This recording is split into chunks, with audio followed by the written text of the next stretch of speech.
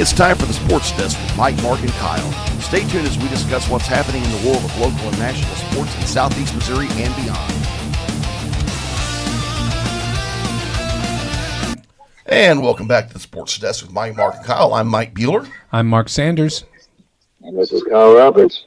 And we have got a full show today. We are going to be talking a lot of high school basketball. We are going to be talking some Raiders and Lady Raiders basketball. And we're going to have a few other things on the back end, but wow, this has been a hopping week for high school hoops. Last night, Twin Rivers Lady Royals rolled past the East Prairie Lady Eagles 101-16. They scored 43 points in the first quarter and led 43-3 after one period and rolled into the district championship game where they will be taking on the New Madrid County Central Lady Eagles, who defeated the host Bloomfield Richland Lady Wildcats 43-39 last night. That's going to be an interesting matchup because Twin Rivers is coached by Michael Snyder. New Madrid County Central is coached by Alexa Stockton, and they not only went to high school together, but they coached together down at Holcomb. This is going to be a pretty sweet matchup. Yeah, the Royals should have the advantage here. They're sitting at 18-9.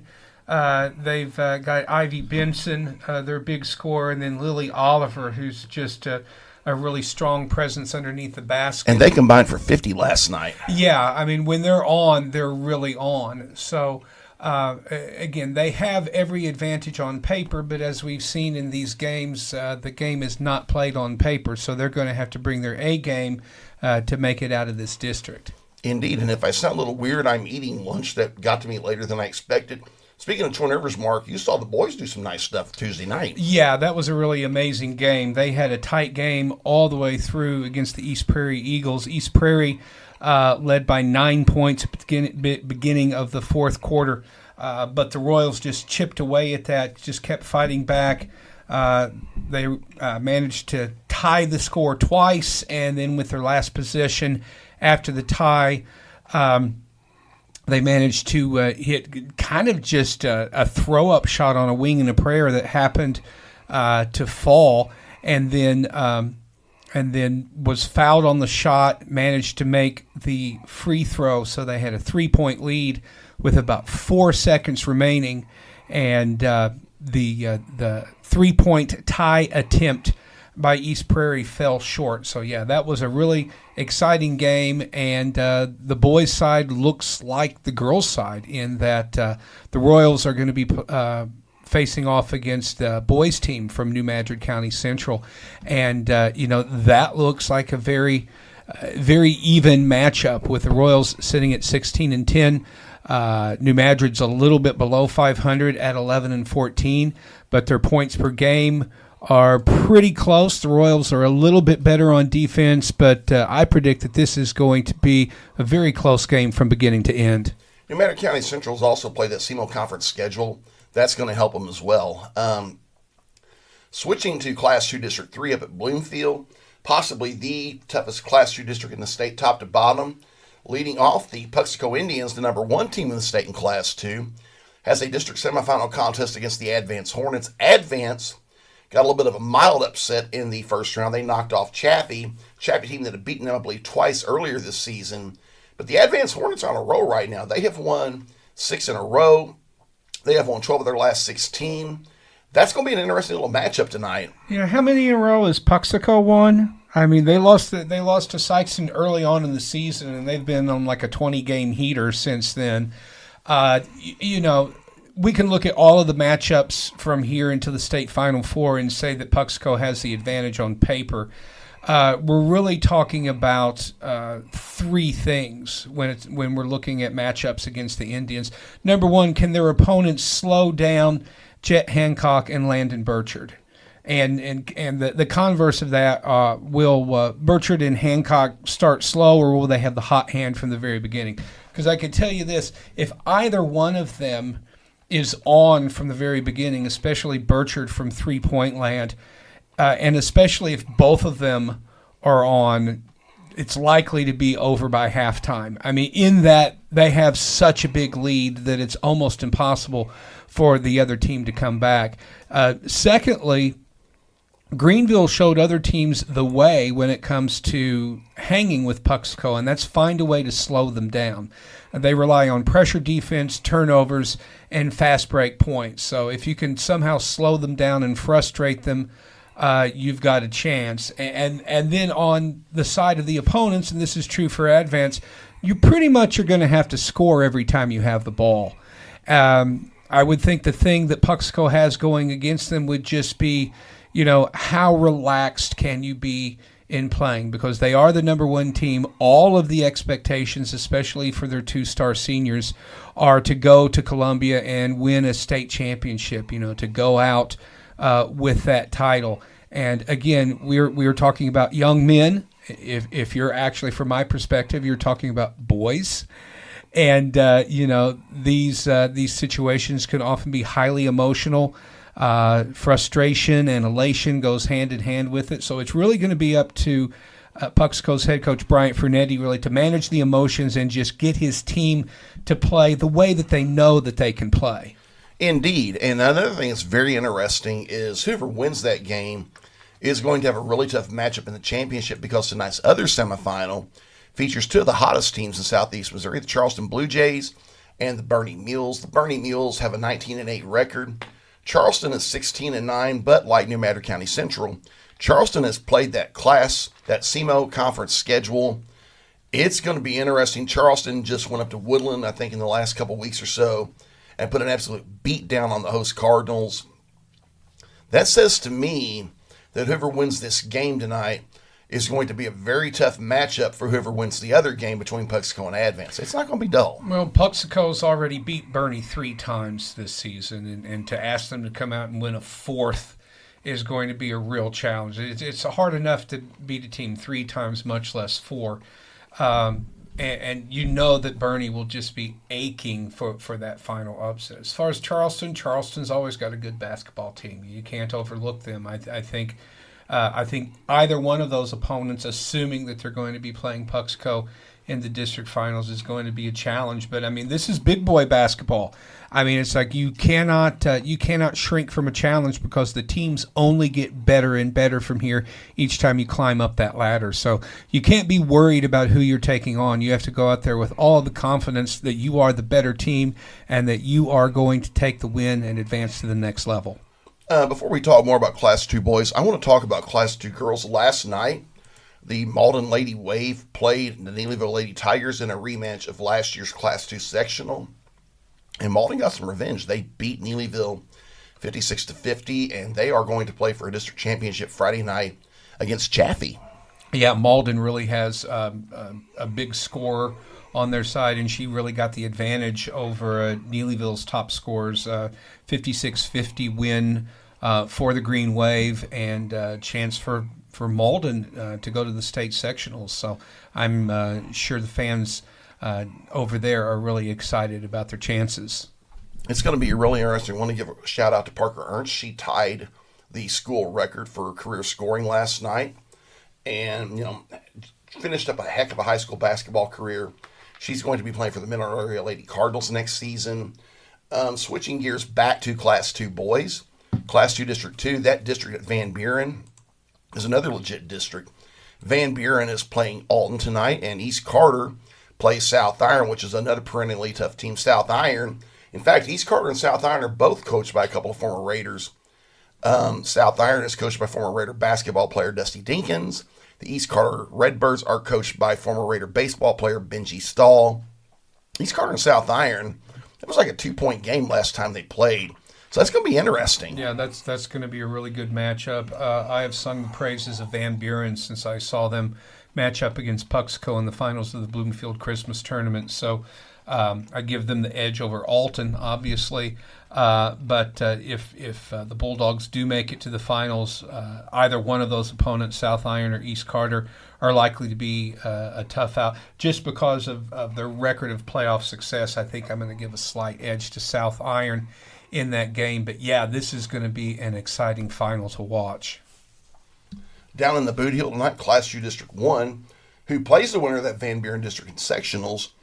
Hayti is taking on Neelyville. Hayti is a number 1 seed, very good team. And in the other semifinal, Zenith Hornersville is taking on South Pemiscot. in the battle of, the Battle of the Boot Heel, because you got Zenith Hornersville in southern Dunklin County, and you got South Pemscott in southern Pemscott County. Yeah. Do you think Neelyville has a chance to upset the Indians in that quarterfinal game? I think the Tigers have a chance, but I think Hayti is going to be a very tough out. Semifinal game, excuse me. Haytie's pretty good. Let's take a look at that matchup while we can. Sure. Hayti sitting at 16-6. Neelyville's a game below 500 at 13-14. Hayti has the slight edge in terms of offensive production, about a 7 points better per game average, and then their defenses are pretty even. I think the real key for Neelyville is going to be just slowing down that Hayti offense. I think if they can play a defensive game and build it on turnovers and opportunistic scoring, I think that's going to be their best strategy for taking out the Indians. Agreed. That's going to be a good matchup. Switching back to regular season in Class 4, the Dexter Bearcats hosted the Notre Dame Bulldogs on Tuesday night in a battle that ended up determining the number one seed in that district. Dexter, I think, led that game wire to wire, ended up winning 63-54. As a result, the Bearcats are the number one seed in that district that they are hosting. Notre Dame is the 2 seed. 3 through 6, the other seeds are Fredericktown, Donovan, Kennett, and Perryville. Donovan and Kennett will play each other Tuesday night at Dexter. Fredericktown will play Perryville on Tuesday at Dexter. The winner of Donovan and Kennett gets the Bearcats next Thursday, and the winner of Fredericktown and Perryville gets Notre Dame next Thursday. District championship game will be next Saturday. That's going to be interesting. Oh, looking at this, you can't assume that either of these top 2 seeds are even going to play each other in the finals. Donovan and Kennett have both shown this season that they can rise up and upset another team. I've been following those Donovan teams for a few years now as part of our newspaper coverage. And Hunter Delbeck has done a really good job of getting the most out of that team. And, of course, this is the final season for a couple of really good seniors in Corey Haygood and Tyler Lowry. So I know they're going to be playing their hearts out to try to extend their careers as far as they can. Fredericktown always has a good team. Of course, they're sitting at the 3rd seed. If they get past Perryville, they're going to be a real tough matchup against the Notre Dame school out of Cape. So really, I think that this is a wide open district. Any of these teams really could advance out of it into the state sectionals. It's going to be interesting. We are going to switch gears to junior college basketball. A bit of bad news and good for the Three Rivers Raiders. The bad news, hold on just a sec. Like I said, I ordered lunch 30 minutes before the show. Figured it'd be ready in 15. It was ready in 25. So guess what? I'm eating lunch while we're doing this. Yeah, I'll give you a chance to cleanse your palate here, and it gives me an opportunity to give a shout out to my friend and former colleague Jack Childress, former longtime softball head coach at Three Rivers College, and he's also won state championships with the Lady Bulldogs over in Van Buren. And Jack was honored this past weekend with an induction into the Three Rivers College Sports Hall of Fame, along with 4 other notable former athletes. So good on you, Jack. We're proud of the job you've done. Indeed. One of them was Jake Bear, who was on our show last week. The definitive Rocky Raider. Also inducted were Raider basketball legend Sam Weaver, Lady Raider basketball legend Stephanie Doris Miller, and Raider baseballer Alan Mahaffey. Got to go to that ceremony Friday night. That was pretty legit. And Alumni Weekend wrapped up Saturday with the Raiders and Lady Raiders taking on Mineral Area. The Lady Raiders beat the Lady Cardinals at 67-45 to secure the number 2 seed in the Region 16 tournament. The Lady Raiders, after going to Crowder this weekend, will be off until March 10th when they will have a rematch with Crowder at the Leibel Family Sports Complex in the Region 16 semifinals. The big game of the day was the Raiders in Mineral Area. The Raiders had a chance to secure the top seed in the Region 16 tournament with a win. However, Mineral Area has got their big man. I'm not going to try to pronounce his first name. His last name is Rui. They got him back to health. He had 6 points, 10 rebounds, blocked 3 shots. The Raiders battled jitters, shot 30% from the field, shot just over 40% from the free throw line and lost 61-53. Mineral Area has got the number 1 seed in the region tournament, and they've got home court throughout the region tournament. However, and the Raiders are the 2 seed, but it's not all bad news for the Raiders because the rest of the region played last night. Mineral Area beat West Plains to lock up the top seed, but Moberly went to State Fair in a game that ended up deciding the 3rd seed in the region tournament, and State Fair, for the second time this region, beat Moberly. State Fair, despite having a record of just 16-14, is going to be the number 3 seed in the region tournament. Moberly, despite a record of 23-6, is going to be the 4th seed. Mineral Area has to play Moberly, and if we take care of business, us, to win the region tournament. Granted, they're going to get to do it at home, but they're going to have to beat both of us. If we take care of business next Thursday night at home against State Fair, only have to beat one of them. It's going to be interesting, to say the least. Yeah, we're just going to have to see how far head coach Robert Kirby has brought this team along this season. They have shown real signs of a lot of talent as a team. You know, they are currently sitting at a very impressive 19-9 record. I think that's just about identical to what the Mizzou Tigers have done this season in the SEC, and they both kind of share the same traits in that they have shown the ability to win some really big games, and then when they've had the opportunity to take the next step with another big win, they've kind of fallen back. And in both of these situations, we're looking at teams that are really going to have to play their way into the postseason tournament. Not to completely get off of our Three Rivers conversation, but in order to bring Kyle back into this. Mizzou got a big win against a ranked team in Tennessee, so they're back in the bubble conversation. Meanwhile, a team we talked about recently, the St. Louis University Billikens, have dropped a couple of games, and they might be sitting on the wrong side of the bubble right now. Kyle, you want to chime in on the Tigers and the Billikens? Well, with Missouri, again, we know they have the ability, and that was a huge win, 80-76 over 20th ranked Tennessee, which puts Mizzou in a now 4-way tie for 4th in the SEC. Complete logjam. Missouri right now, they are 19-9 and 9-6. They're a couple games out of possibly locking in a spot for March Madness. Right now, they continue to teeter back and forth, and it's maddening. Again, yeah, they're just a little bit better than mid, and we're waiting for this team to explode into greatness, and they keep falling short when it counts the most, and that's fairly typical for Mizzou basketball. But what has happened? Yeah, as you do. That's why your hair is white and mine's gray. So what has happened to St. Louis? They lost to Dayton, and I believe the game before that they dropped also. They were just really rolling along. And is the pressure getting to them? What's happening up there in St. Louis?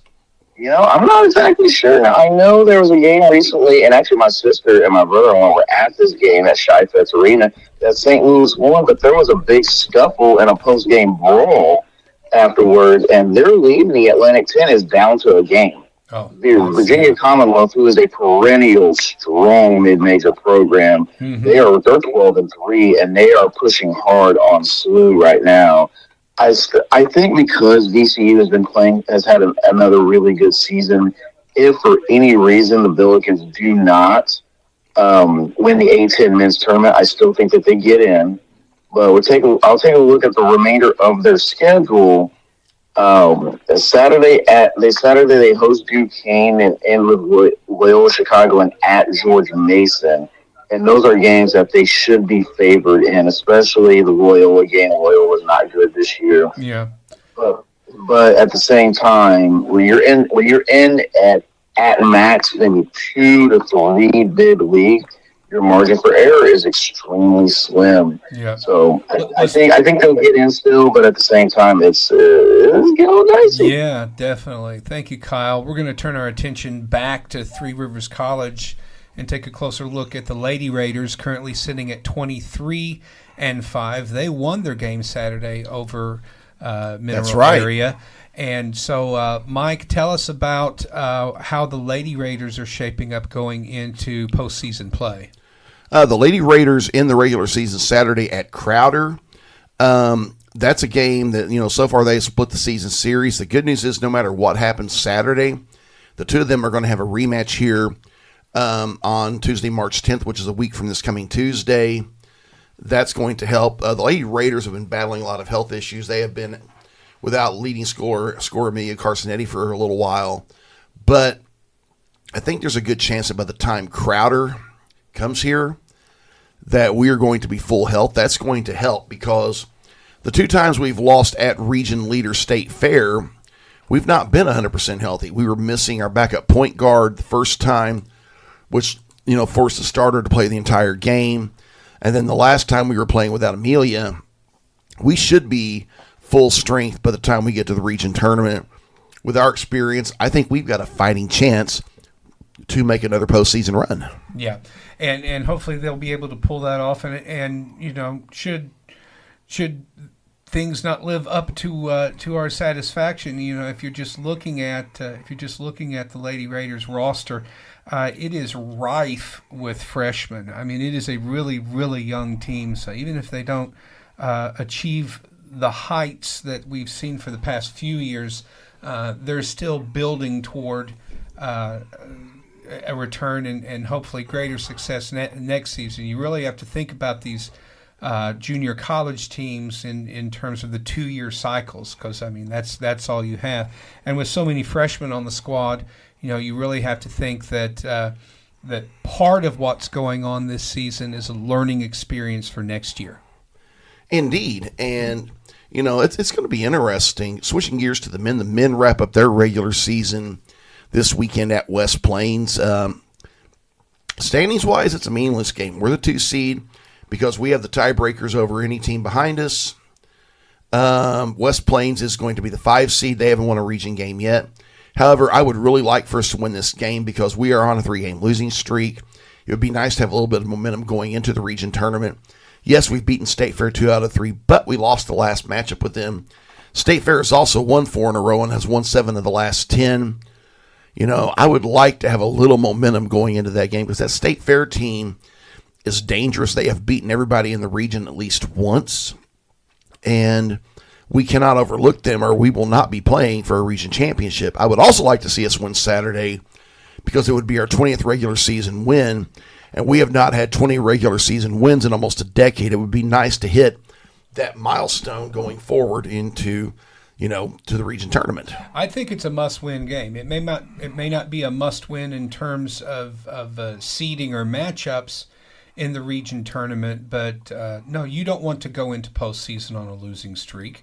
And when you're playing a team who's seeded lower with a poor record, you want to put their boot on their neck and not let them up. So I hope that Coach Kirby has his team fired up for a opening tip to final buzzer lead and victory this Saturday. That would be great. And on that note, we are going to take a break, and we will be back soon on the Sports Desk with Mike, Mark, and Kyle.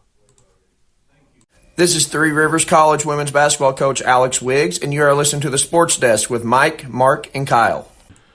And we are back on the Sports Desk with Mike, Mark, and Kyle. Even though the National Football League season is over, we are still talking about the National Football League because we love the National Football League here on the Sports Desk. And we are talking right now about the biggest needs that each of our teams has.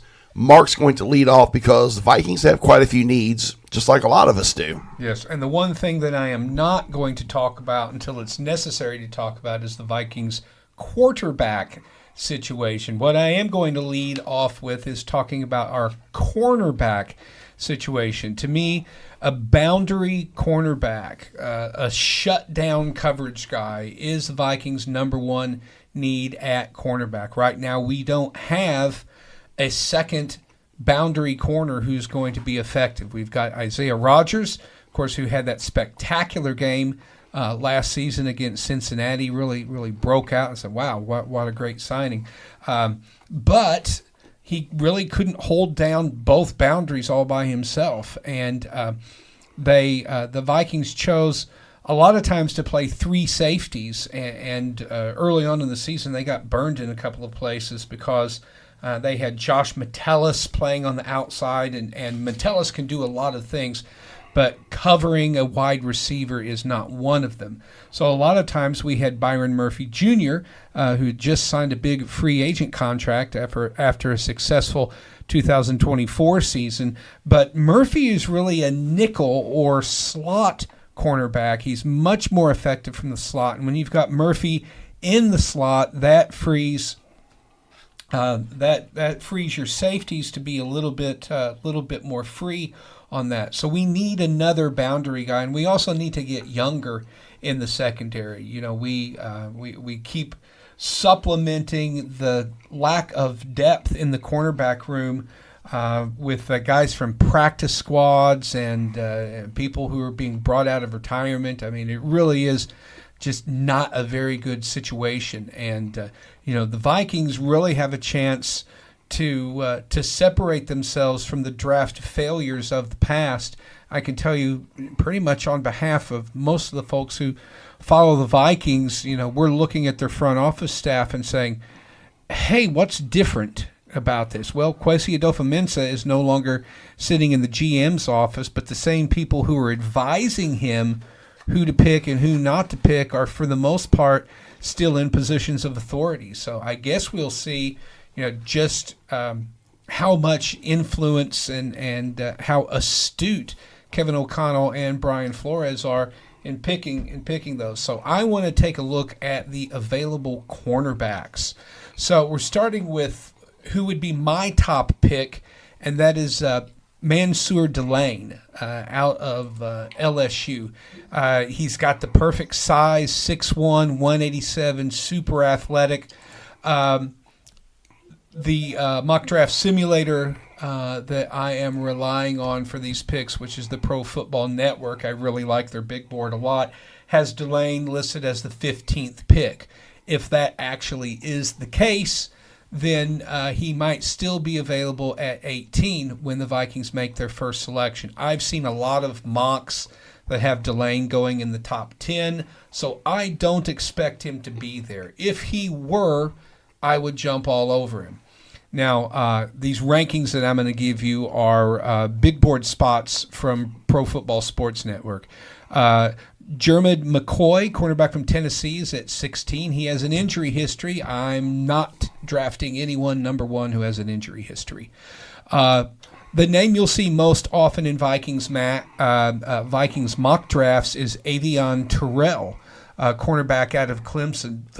My problem with Terrell is he's more of a nickel corner than a boundary corner. So this is what I have been doing in my mocks. If it comes down to where Delane is gone and Terrell either is or is not available, and I can tell you about 50% of the time Terrell's not even there at pick 18, what I'll do is I'll trade down about 5 or 6 spots and take my number 2 cornerback pick, Brandon Cisse from South Carolina, 6'0", 190 pounds.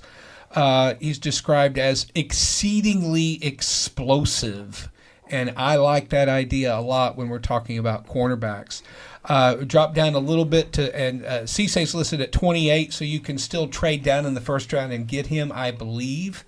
Sitting at 32 is my number 3 preference for the Cardinals, and that is Keith Abney II from Arizona State. He was a standout in their playoff run last year. In 2024, he's 5'11", 190. That's the same dimensions as Avion Terrell, but he is a coverage cornerback, so we can put him on the boundary and put Byron Murphy back in the slot where he is going to excel. At 33, Colton Hood at Tennessee. He might be possible, but again, injuries. And I'm not sure how good of a fit that he would be for Brian Flores' system. D'Angelo Pons from Indiana is the next prospect. He's ranked to the board at 41. He's too small, 5'9", 170. And unless he's secretly Spider-Man in disguise, I don't want a cornerback who's that small. At 45 is Keontae Scott from Miami of Florida. He is strictly a nickel cornerback, so pass on him. So our next selection, and now we're probably talking at this point, if we're still looking for cornerbacks, we're in the second round, which means we've taken either a safety, a linebacker, or a defensive tackle. And we'll talk about that in the weeks to come. We're just going to focus on the top priorities. So if we are picking a cornerback in the second round, my next selection would be Chris Johnson from San Diego State, 6 foot, 190 pounds, described in the summary as one of the best cornerbacks in college football in 2025. I'm always looking for terms like this: hyperactive foot speed, recalibratory athleticism, swarming range, and elite ball hawking ability. Chris Johnson. God, I love those superlatives. Oh, I know. And I think the only reason that Chris Johnson is ranked so low is because he's out of a mid-major. He's coming out of San Diego State.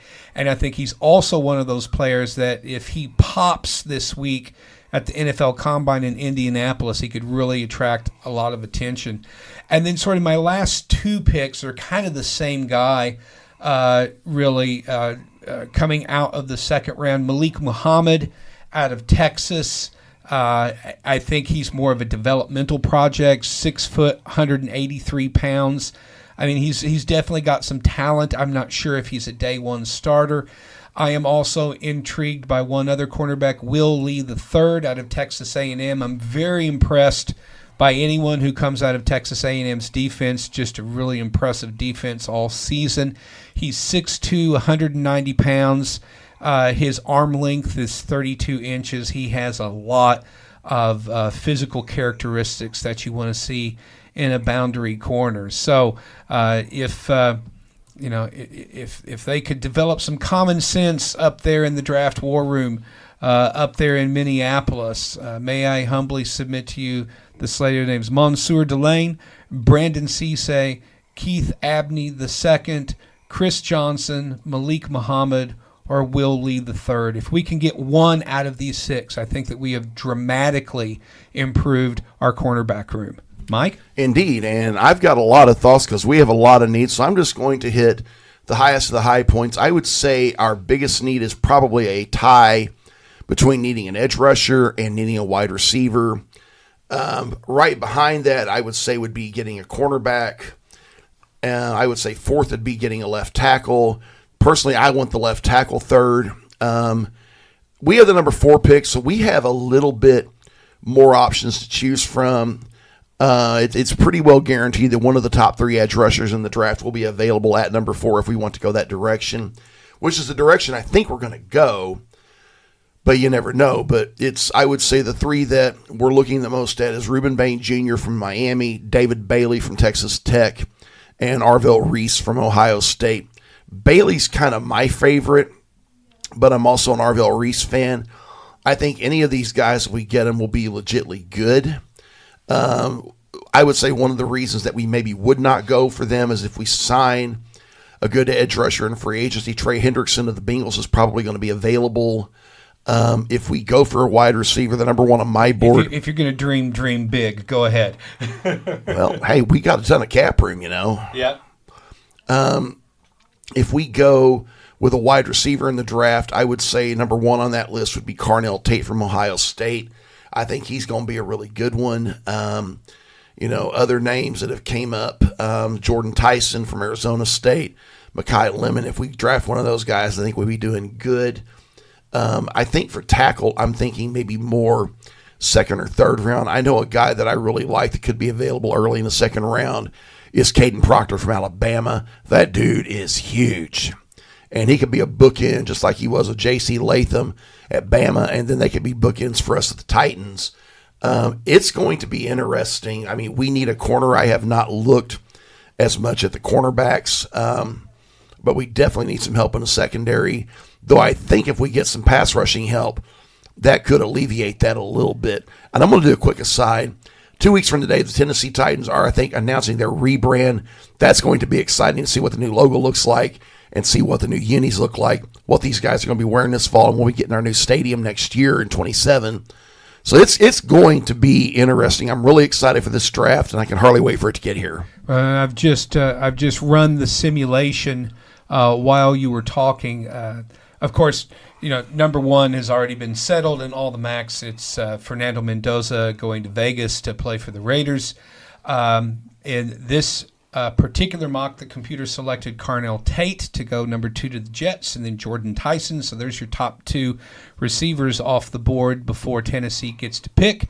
And in this, they take Reuben Bain Jr., the edge out of Miami. I think that's probably going to be the pick. You would be your front office would be actually insane to pass up on a defensive talent like Reuben Bain Jr. It's going to be interesting. I mean, we should get, and again, I'm finishing my lunch. We should get a guy we really need with that 4 pick. We need to stick the landing and not blow that pick like we've done some in the past. Did somebody say Isaiah Wilson, the biggest bust in NFL history? Well, listen, at the number 4 pick, you have enough needs that you're going to be able to take the best player available, and that really should be that. Now, I'm going to go ahead and resume the draft, and we're going to zip down to pick number 13. Kyle Roberts, you are up. Where the Los Angeles Rams, who obviously were not listening to my criticism of Jermod McCoy, selects him as cornerback. Did you have cornerback as the Rams' number 1 need in the offseason, Kyle? And if not, what would you prefer to go with? In terms of positional weakness, yes, because we do not have an impact cornerback that I can look out on the field and say, yeah, I feel secure with this dude being a key cornerback 1 for us for 8-10 years. We don't have that guy.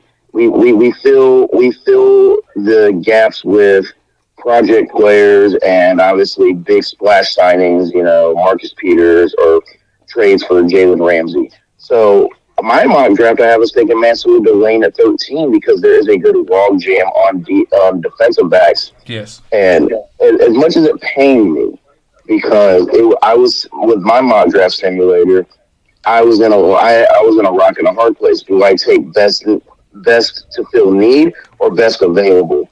Because I've been quite vocal. The best overall player in the draft is Caleb Downs, but we do not worry as much at safety.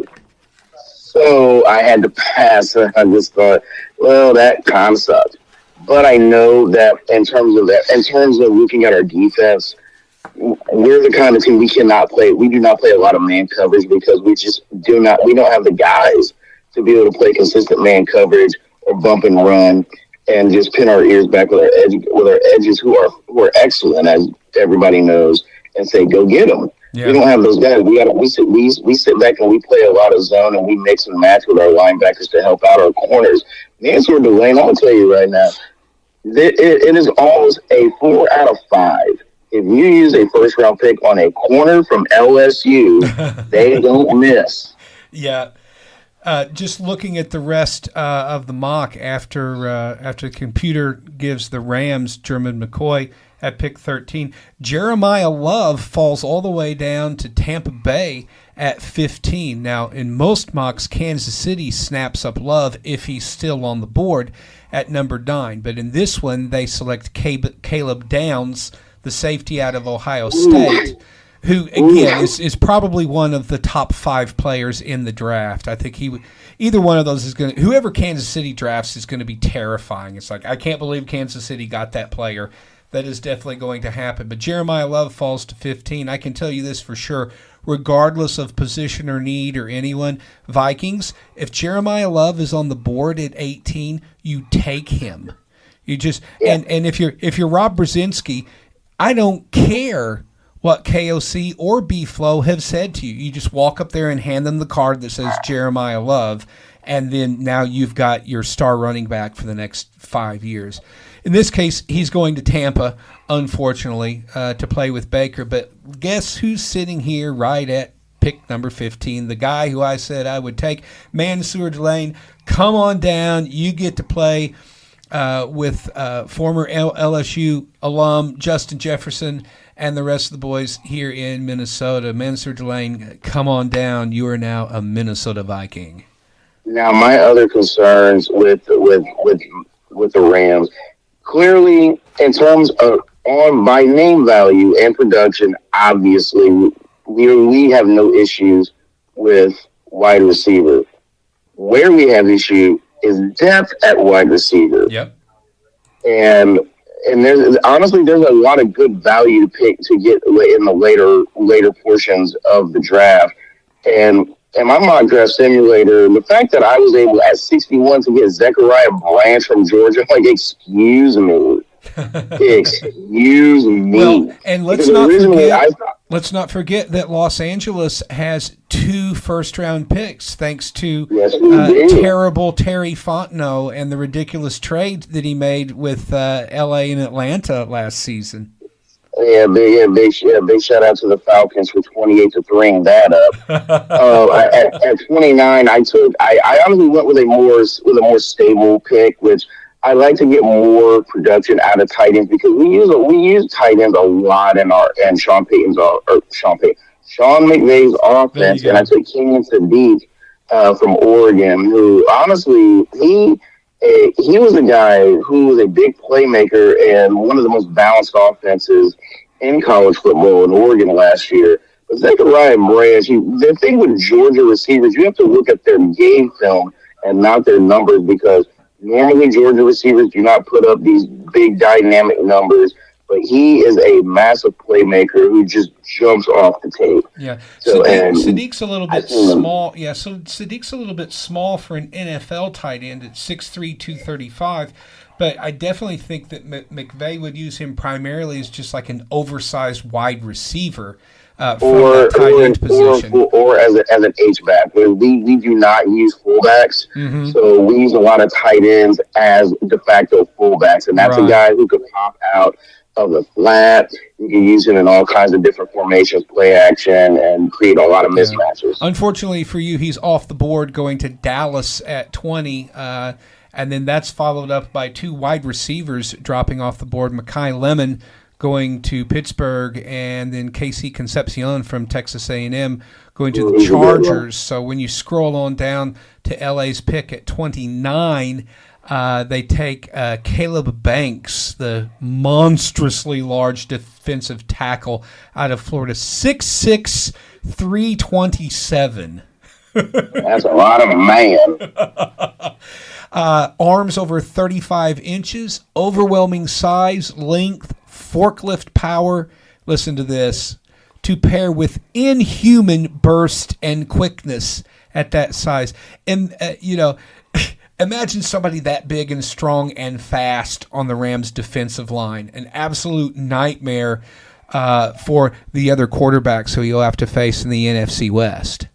You wouldn't get a complaint out of me because with all of those superlatives, and it wouldn't matter who our coach is, you put on a Rams uni, it does something different to you as a defensive line prospect. Yeah, but on my mock draft, we don't have him, unfortunately. The other player I saw that I would have liked to adhere to our offensive line, and I can see him going to the Titans, is Caden Proctor. That is man all the time.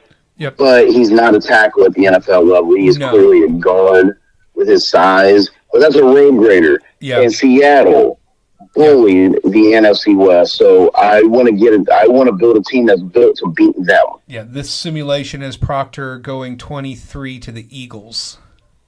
Good Lord. Yeah, the Eagles are going to draft for trenches. You know it. You know they are. Jeez. Yeah. All right. Well, that concludes this week's round 1 mock draft simulation, where we've talked about our top needs and the top picks for those needs. So just to recap, I want a boundary shutdown cornerback for the Vikings. Mike is looking for either an edge rusher or a wide receiver with that top number 4 pick with the Titans. And Kyle's looking for a number of different players, a shutdown cornerback with 13, and then possibly a tackle or a wide receiver, or that tight end if Kenyon Sadiq is still available with that 29 pick. And LA has proved they're not afraid to trade picks. So you might look at them to maybe trade up if there's a trade up from the 29th spot into the mid or high 20s if they would like to see somebody not get away from that top board. So, this is NFL Combine Week. The players will begin their drills tomorrow. Today is just going to be a lot of behind the scenes and people talking. So just want to put in my plug for Purple Daily on the YouTube channel for all of your Vikings talk. And Mike, is there? I know that Wes Wisely is somebody who you follow on Facebook. Who's PaulKaharski.com, y'all. Ben Paul Kaharski. And then who do you follow for Rams news, Kyle? Me. I'm the most reliable source I know. No, I absolutely kid. But no, I can't say I actually have like a credible or anybody that I specifically go to right now, but I will do a cheap plug tomorrow, Friday, on my second YouTube channel. I will be doing a live watch along to the NFL Draft Combine. My channel is The Sports Historian, so look that up on YouTube, where I mainly discuss sports history, and whether it's real life sports or sports video games. That's the place to be. But I will be doing a watch along for the combine. So come hang out. We'll talk about it. Maybe do some what ifs, with past drafts and so on and so forth. So pull up on Friday. That is The Sports Historian on YouTube. Great. One more plug for local sports media. If you are on Facebook, you should be following us on Facebook at the Sports Indeed. Desk with Mike, Mark, and Kyle. And if you have a Facebook account, let me suggest another individual for you to follow, Leodwin Seabury Jr., who is the sports editor for the Daily American Republic newspaper. He has been posting updates of area high school district tournament games. Leodwin does a great job covering more sports than one person should be able to cover at a time. And he does a good job with writing those stories. But if you're just, one of the things that I've complained about a lot recently is being able to find scores, and he is just doing an outstanding job on Facebook of linking to his stories, but also posting final scores, and it's a great way to keep informed on what's going on in local high school sports. So, again, I'll spell his first name for you. It's Leodwin, Liaudwin, Seabury, Seaberry. So you can look him up on Facebook, send him a friend request, and then you can follow and keep track of what is happening in Southeast Missouri sports. We're just one big small town community supporting each other and getting the message of Southeast Missouri sports out to all of you. Indeed, and that's our show for this week. We've got some fun stuff coming up the next few weeks, but I'm Mike Bueller. I'm Mark Sanders. And I'm Kyle Roberts. And you have been listening to The Sports Desk with Mike, Mark, and Kyle.